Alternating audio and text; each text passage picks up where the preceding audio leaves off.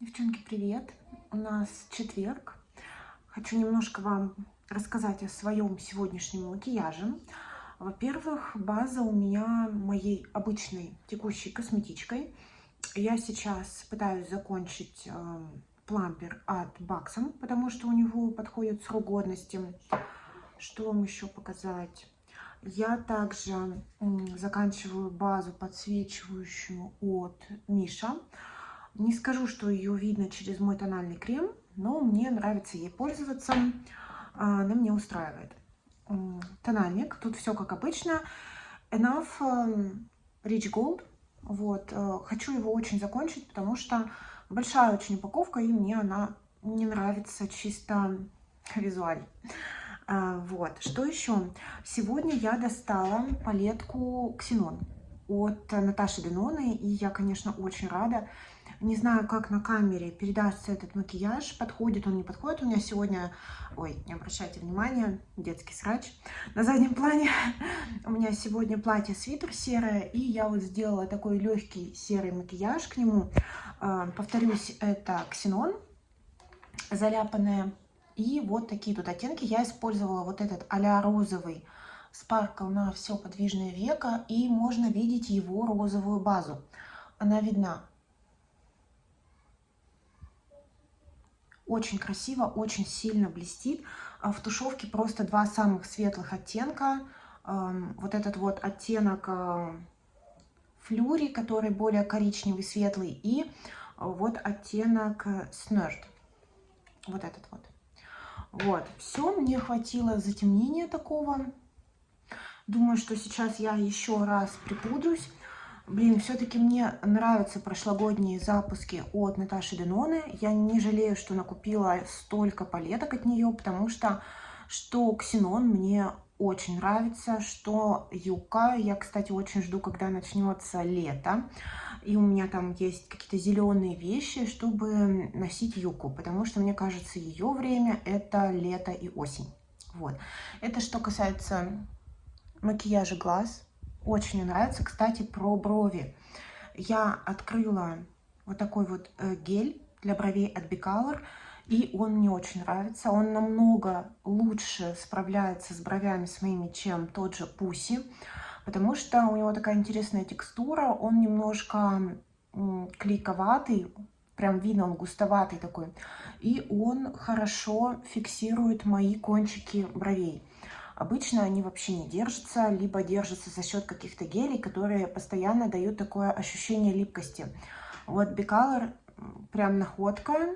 Давно у меня не было такого эргономичного формата, причем, чтобы он работал на моих жестких бровях, потому что у меня, конечно, брови выщипанные, но по генетике они очень густые, очень толстые и очень упрямые, поэтому с ними вообще мало что справляется. Вот, а на лице, кстати говоря, бронзер я сегодня брала от Gucci. У меня 3-й оттенок. Не буду я вам его показывать, вытаскивать. Он из этого чехольчика, после того, как я чехол постирала. Я в Телеграме как-то жаловалась, у меня сел чехол от Gucci после стирки в машинке, и теперь достать из чехла этот бронзер, это я не знаю, что надо сделать. Вот, я сегодня использовала новые румяна. У меня это шик, и это вот оттенок дельфинум, который такой холодно-розовый, классный. Мне показалось, что для серого макияжа глаз с таким немножко розовым, да, подтоном, такие румяна подойдут. Освежает, мне нравится. Где тут они у меня? Сейчас найду. Вот такое у них оформление, упаковочки. Очень классная, такая сухая муссовая текстура. В принципе, в самой по себе текстуре ничего особенного нет. Вообще, скажу вам честно, ничего уникального нет.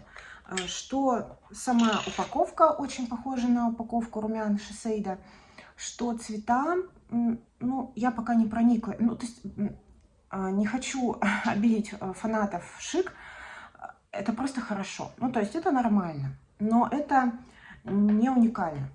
Вот. Просто хорошие муссовые румяна. Знаете, румяна от Bicolor в 2 раза дешевле, муссовые, тоже нормальные. Вот, очень легкая маленькая упаковочка, стильный цвет бежевый. Все окей, мне, в принципе, все нравится, но не так, чтобы я там слюни пускала на этот запуск. Вот. И в качестве хайлайтера у меня сегодня, сейчас покажу, вот этот вот красавчик, Rose Irisée, если читать по-французски, либо Rose Irise. 01 это вот зимний был запуск, очень его люблю. Сейчас мой один из фаворитов. Вот. Ну а на губах я просто сейчас пытаюсь закончить блеск от Баксом розовенький. Мне просто показалось, что он подходит к румянам, поэтому вот такой вот макияж. Но единственное, конечно, уже стоит это все припудрить, поэтому я сейчас припудрюсь и мы пойдем по делам. Нужно дойти до ювелира, потому что у меня вывалился камушек из моих золотых сережек. Вообще, конечно, история. Просто выпал камень из золотых сережек за дофигелион рублей. Ну просто. Качество оставляет желать лучшего, причем это уже второй камень, который из них выпадает. Это очень обидно и очень жалко, потому что эти серьги мне подарил муж, по-моему, на десятилетие наших отношений или на десятилетие свадьбы. Прости, муж. В общем, на годовщину. И вот как только я начала почаще их одевать, выяснилось, что вот у них такая проблема. Причем один раз я уже отдавала серьги к ювелиру, мне поджали якобы все камни, то есть посадили их прочно, и все равно у меня вот на той неделе выпал очередной камушек, уже другой. Не знаю, смогут ли мне починить здесь. Посмотрим, я очень надеюсь, что камень починит. Почему? В этот день у нас была паназиатская кухня. Мы здесь вообще любим ходить именно по азиатским заведениям. А вот так подают традиционно в Бишкеке, в Кыргызстане чай. Вот в таких пиалочках. Он очень быстро в них остывает, не сильно заваривается. А на следующий день мы взяли машину и поехали в сторону озера Иссык-Куль. К сожалению, именно в этот день погода испортилась, было дождливо, была такая мелкая морось, и горы были в тумане, поэтому все виды были приглушенные, хотя вот некоторые, как вы видите, даже чем-то похожи на марсианские.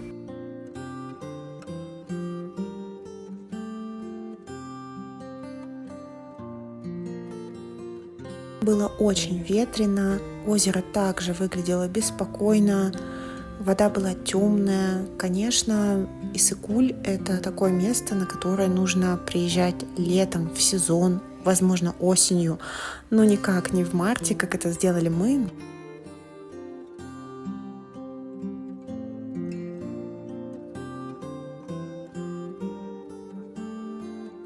В дороге, конечно, мы насмотрелись и на овечек, и на козочек, и на лошадок. Дети просто были в восторге.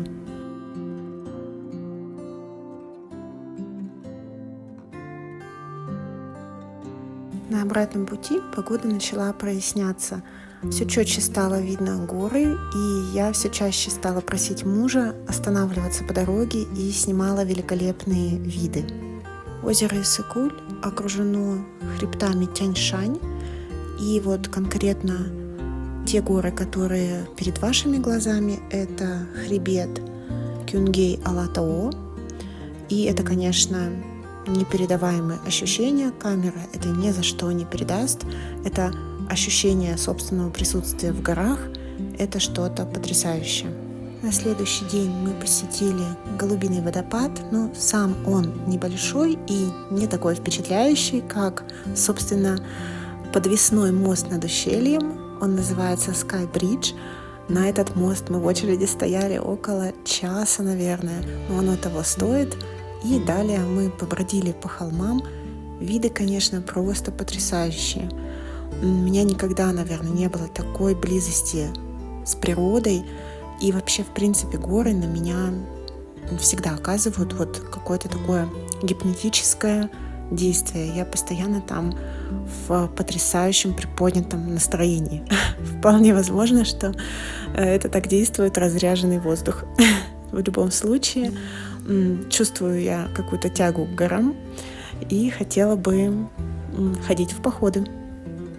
Но пока маленькие дети, это, конечно, все очень затруднительно.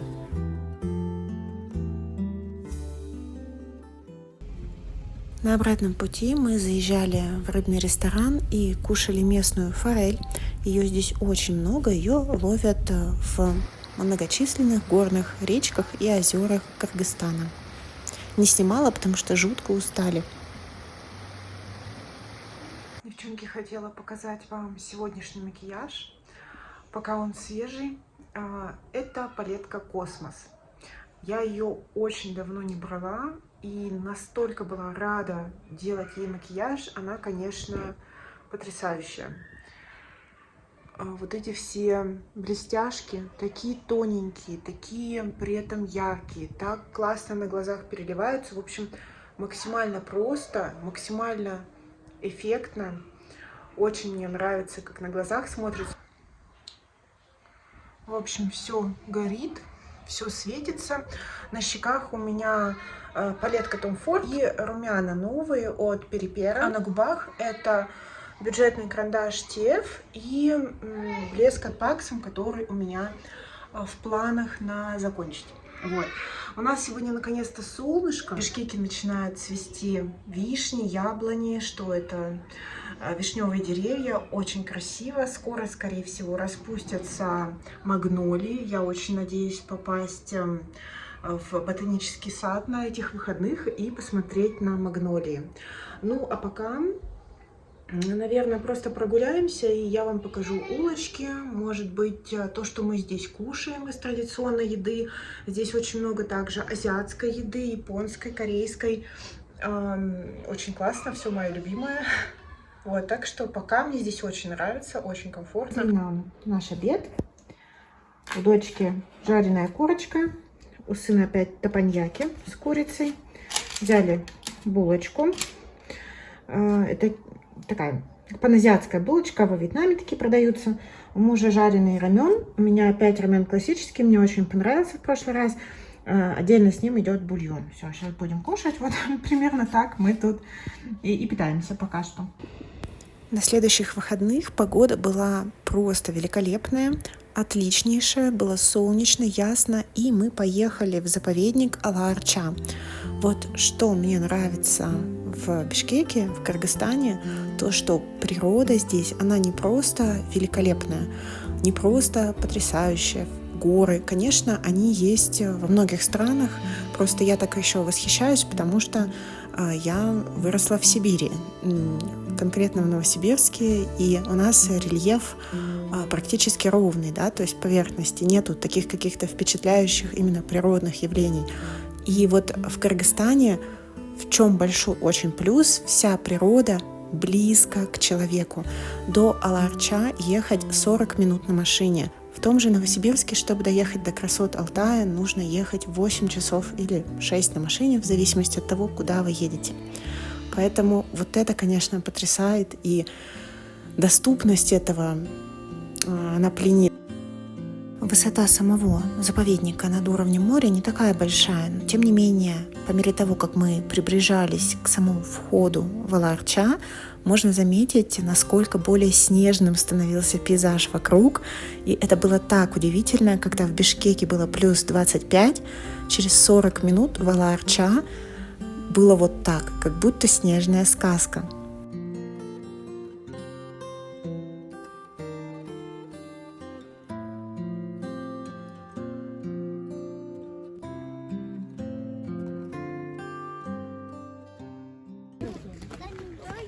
Там озеро он есть, видела? Нет, не видела. Мне, да, я хочу кису заснять, а ее все пугают.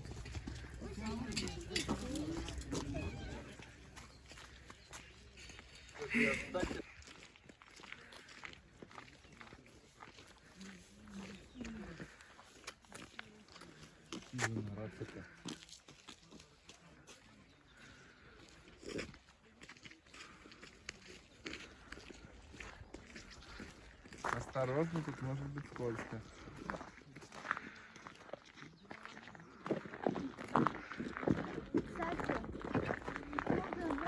Белка прыгнула. Да, наверное.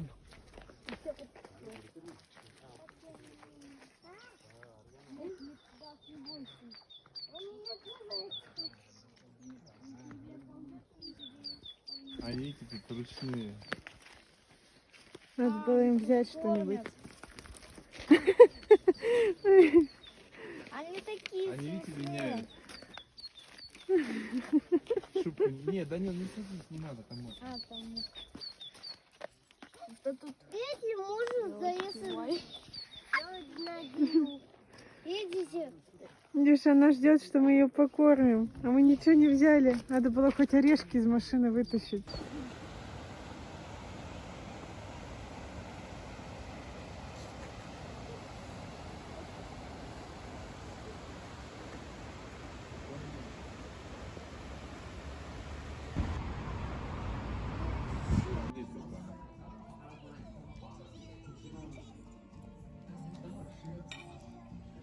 Я хочу елку. Она классная. Под конец влога хочу вам показать очень приятную находку.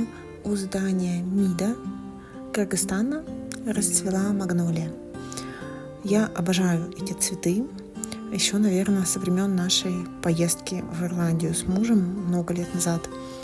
Они настолько благородные и настолько женственные, какие-то утонченные. Это, наверное, одно из самых моих любимых цветущих деревьев.